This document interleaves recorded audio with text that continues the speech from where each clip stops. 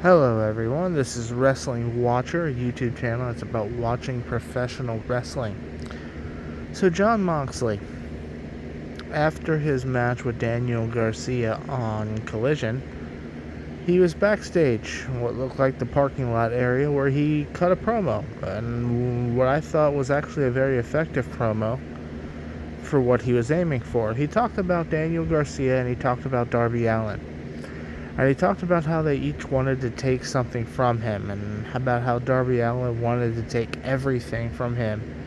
And Daniel Garcia wanted to take something from him that he had. And he talked about, what exactly did he have that they wanted to take? Belts? Well, belts can be won back. They would win them back and win more of them and become stronger for it. He talked about his own toughness. He said that what could they take? His God-given talent? He said he didn't have that. But what he was tough. And, he was disciplined. And what he had was, that innate edge, right? And he said that he wanted to bury Darby Allin. He wanted to put Darby Allin in the ground. And so he challenged him to a match at All Out in Toronto.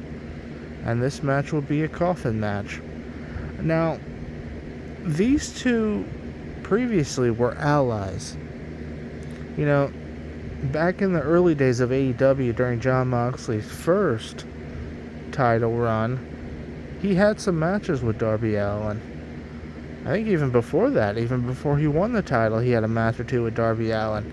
And Jon Moxley always came out ahead. It was always, Darby Allin is the underdog. Jon Moxley is this dominant, strong force. And now they're sort of reversing that, in a sense. They've changed the paradigm of it, right? His move is the paradigm shift, and now the paradigm of the relationship has changed. Now Jon Moxley is this heel character, and Darby Allin's trying to destroy him because he's not who Darby Allin remembers.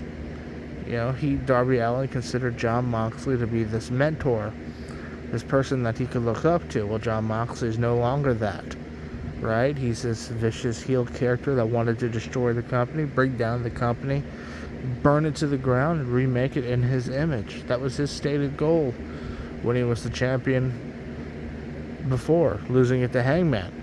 And so now they're going to settle this feud in a coffin match. I hope Darby Allin wins. I think Darby Allin needs to win. I do. If I make a prediction video, I would probably say that Jon Moxley wins, with the help of the Death Riders, to give him back some heel heat, to make him look evil once again, to get him going at another storyline. They'll use Darby Allin for that purpose, but I hope Darby Allin wins. It's time to see what you got there with him. Push him as much as you possibly can at this point. He's been pushed heavily before, especially when he was the TNT champion. But I think there's something there with Darby where you go further with it. Go further with Darby in this push than you have in previous pushes, I think.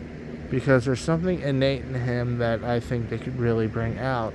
But I think standard traditional professional wrestling booking dictates Jon Moxley wins with outside help, and he goes on to something else looking stronger than he previously was, and this is sort of a bounce back big pay-per-view win after losing the title, and onwards we go.